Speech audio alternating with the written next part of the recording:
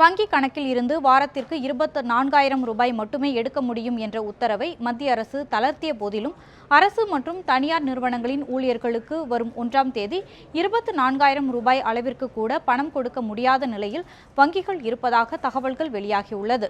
மத்திய அரசு 500 மற்றும் 1000 ரூபாய் நோட்டுகள் செல்லாது என கடந்த 8ஆம் தேதி அறிவித்தது. அதனை அடுத்து வாரத்திற்கு 24,000 ரூபாய் எடுக்கலாம் என விதிமுறைகளை விதித்தது. இந்த உத்தரவும் நேற்று தளர்த்தப்பட்டது.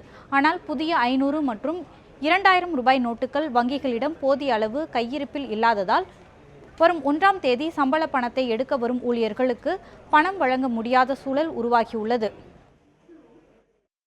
1ஆம் தேதிக்கு அப்புறம் இந்த நிலைமை இப்படியே நீடிக்குமானால் உண்மையிலேயே மக்கள் மத்தியில் ஒரு தேவையில்லாத பிரச்சனை உருவாகும். மத்திய அரசாங்கம் ரிசர்வ் வங்கியும் உடனடியாக 2 நாட்களுக்குள் மத்திய அரசாங்கம், மாநில அரசாங்கம், தனியார் ஊழியர்கள் இவர்களுக்கு தேவையான அனைத்து சம்பளத்தையும் அவர்களுக்கு விநியோகிக்கக்கூடிய அளவில் ரூபாய் நோட்டுகளை வங்கிகளுக்கு கொடுக்க வேண்டும். அதுதான் பிரச்சனை தீர்க்கக்கூடிய ஒரே வழி. இதனிடையே இன்றைய தினமே வங்கிக்கு பணம் பெற வந்த ஓய்வூதியதாரர்கள் பலரும் போதிய அளவு பணம் எடுக்க முடியாததால் அதிருப்தி அடைந்தனர்.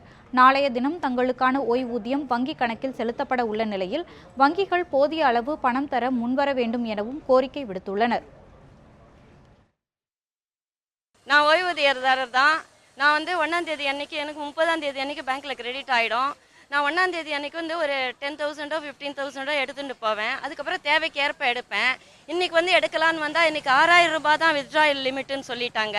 ஸோ ஒரு அந்த 24,000 அச்சீவ் பண்ணுறதுக்கு நான் டெய்லி 6,000 4 நாளைக்கு எடுத்துன்னு போகணும்.